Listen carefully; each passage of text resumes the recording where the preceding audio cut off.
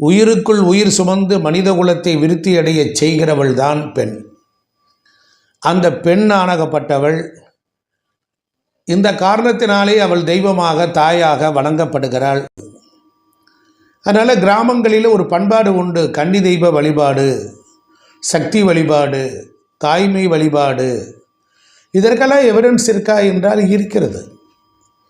ரிக்வேதம், மார்க்கண்டேய புராணம், காளிதாசருடைய குமார சம்பவம், விஷ்ணு தர்மோத்திர புராணம், தேவி பாகவதம், இது போன்ற இடங்களிலெல்லாம் பெரிய நூல்களிலெல்லாம் இந்த கன்னி வழிபாடு இருந்து நோய்வாய்ப்பட்டாலோ, விபத்துக்கள் ஏற்பட்டாலோ, அகால மரணங்கள் அடைந்தாலோ, இல்லை பெரு அம்மை போன்ற மருந்துகளால் குணப்படுத்த முடியாத வியாதிகளிலும் சிக்கிக்கொண்டு இறந்து போனவர்கள் எல்லாரும் கன்னி தெய்வம் என்று அழைக்கப்படுகிறார். வாய்ப்பு இல்லை, நிறைய பேருக்கு அடிக்கடி உடம்புக்கு முடியாமல் போகுது.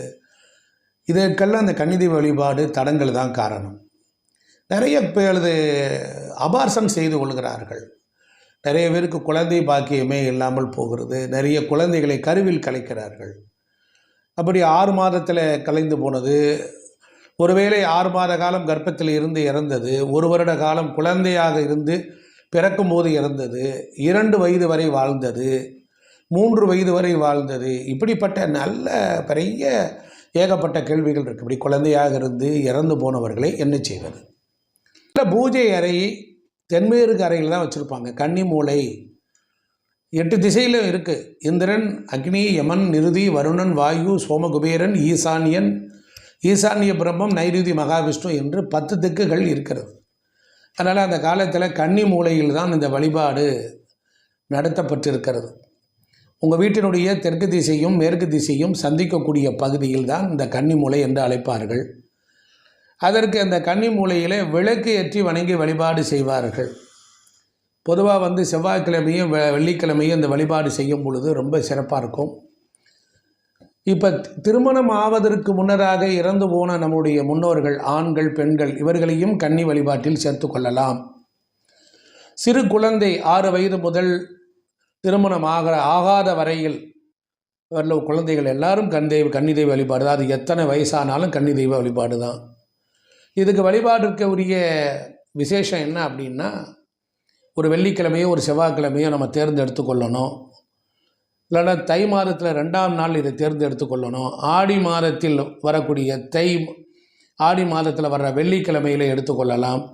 தை மாதமும் இதுக்கு ரொம்ப சிறப்பான பூஜைக்குரிய மாதம் என்று சொல்லியிருக்கிறார்கள் நம்முடைய முன்னோர்கள். இப்போ இதை எப்படி வழிபடுறது அப்படின்னா, பகலும் இரவும் சந்திக்கிற அந்தி சாய்ந்த கருக்கலான நேரம் என்று வழக்கு மொழி சொல்வார்கள். அந்த நேரத்தில் என்ன பண்ணணும் அப்படின்னா, வீடு வாசல்லாம் நல்லா கழுவி பெருக்கி, நிலை, ஜன்னல், டேபிள், சேரு எல்லாம் வீடெல்லாம் சுத்தப்படுத்தி முதலே விரதம் இருந்து முதல்ல இதை கும்பிட்றவங்க இந்த அபிஷேகம் பண்ணப்போம், இந்த பூஜையை தொடரணுங்கிற போது நார் பெட்டி, பனை ஓலையால் செய்யப்பட்ட நார்களால் செய்யப்பட்ட பெட்டி, இல்லை மூங்கில் பெட்டி, அந்த மாதிரி பெட்டிகளை வாங்கி அதுக்கு நிறைய கஸ்தூரி, மஞ்சத்தூள், பன்னீர், சந்தனம், ஜவ்வாது எல்லாம் பெட்டியை கழுவி சுத்தப்படுத்தி நிறைய சாம்பிராணி புகையை காட்டி அதை பத்திரமாக வைத்திருக்க வேண்டும். வீட்டில் வயதான மூத்த சுமங்கலிகளை கூப்பிட வேண்டும். இந்த பூஜை தெரிந்தவர்களை வைத்து கொள்ள வேண்டும். முதல்ல பொறுத்தளவிலே இதுக்குரிய பொருட்கள் என்ன அப்படின்னா, முதல்ல குத்துவிளக்கு வேணும். அதற்கப்புறம் ஒரு விநாயகரை பூஜை செய்யணும். அதற்கப்புறம் புது பட்டு புடவை வாங்கணும், சீப்பு வாங்கணும், ஒரு கண்ணாடி வாங்கணும், ஒரு பவுடர் வாங்கணும், ஒரு பொட்டு வச்சுக்கணும், வளையல் வாங்கணும். அதுக்கப்புறம் ஊக்கு, ரிப்பன், வாசனை திரவியங்கள், அப்புறம் நகைப்பூச்சுக்கள், இந்த பாலிஷ் போடுறது, இப்படி ஒரு இறந்து போனவர்களுக்கு பிடித்தமான பொருட்களை எல்லாம் வாங்கி பூஜையிலே வைத்திருக்க வேண்டும். அந்த கருப்பு நிறமான பொருட்கள் எதுவும் இருக்கக்கூடாது.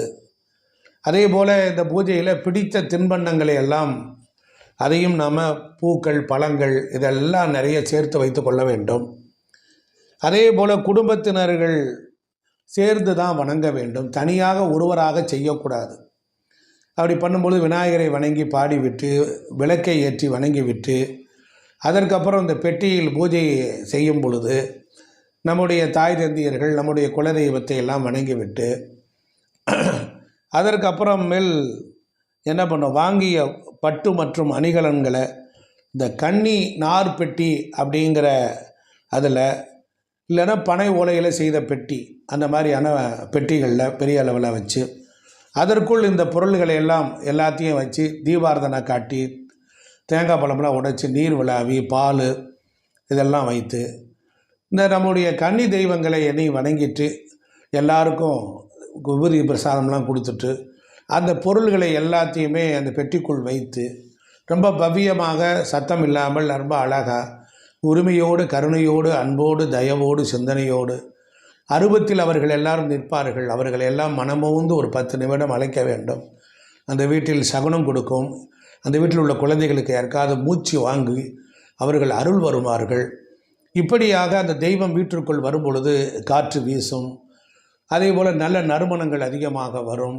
யாராவது ஒரு தெரியாத சுமங்கலிகள் வீட்டிற்குள் வருவார்கள். இப்படியாக நம் வீட்டில் நம் மனமுவந்து செய்கின்ற இந்த வழிபாட்டிலே அவர்கள் உள்ளே வந்து அந்த வழிபாட்டுக்குரிய பொருள்களை எல்லாம் அந்த பெட்டிக்குள் வைத்து மூடி வீட்டினுடைய கன்னி மூலையில் தென்மேற்கு திசையில் ஒரு ஸ்டாண்டு மாதிரி வச்சு அதிலையும் வச்சு அதுக்கு பூக்கள் மல்லிகைப்பூவெல்லாம் போட்டு சாத்தியெல்லாம் வச்சு தீபாரதனை காட்டி அந்த மாதிரி வழிபாடுகளை நாம் செய்து கொள்ள வேண்டும். இந்த வழிபாடு செய்யும் பொழுது அவரவர்கள் குல வழி இந்த என்ன இனங்களோ அவர்களுக்கு தகுந்தபடி அதை செய்து கொள்ள வேண்டும். இப்படிப்பட்ட நிலையில் இந்த பூஜைகளிலெல்லாம் நாம் செய்யணும். இந்த கன்னி வழிபாடை எந்த நாளில் செஞ்சால் சிறப்படையும் அப்படிங்கிறது தான் என்னுடைய முக்கியம். பங்குனி மாதம் அமாவாசையிலிருந்து 9 நாட்கள் வசந்த நவராத்திரி என்று அழைக்கப்படுகிறது. பிரதமை, துதியை, திதியை, திருதியை என்று 9 நாட்களும் இதில் ஏதாவது ஒரு நாளும் இந்த கன்னி வழிபாடை செய்தால் விடுபட்ட கன்னிகளை வணங்கி வழிபடக்கூடிய பூஜை முறைகளை சொல்லியிருக்கிறேன். இந்த வழிபாடை நீங்கள் செஞ்சீங்கன்னா கண்டிப்பாக உங்கள் குடும்பத்தில் திருமண தடை, குழந்தை பாக்கியம், திருமணம் ஆனதுக்கு அப்புறமேல் கணவன் மனைவி ஒற்றுமையாக வாழ்தல், அதே போல் நன்மக்களை பெறலாம். அதே போல் நிறைய பேருக்கு தொழில் சரியாக அமையலை. இப்படி குலதெய்வம், குடும்ப தெய்வம், இஷ்ட தெய்வம் இந்த மாதிரியான தெய்வங்களுடைய அருள் நமக்கு கிடைக்காத போனனால தான் இவ்வளவு பிரச்சனை. கண்டிப்பாக இந்த வழிபாடை நீங்கள் செஞ்சு வெற்றியடைய என்னுடைய வாழ்த்துக்கள். மறக்காமல் நம்மளுடைய சேனலை லைக் பண்ணுங்கள், ஷேர் பண்ணுங்கள், சப்ஸ்கிரைப் பண்ணுங்கள். நன்றி, வணக்கம். திருச்சிற்றம்பலம், தில்லையம்.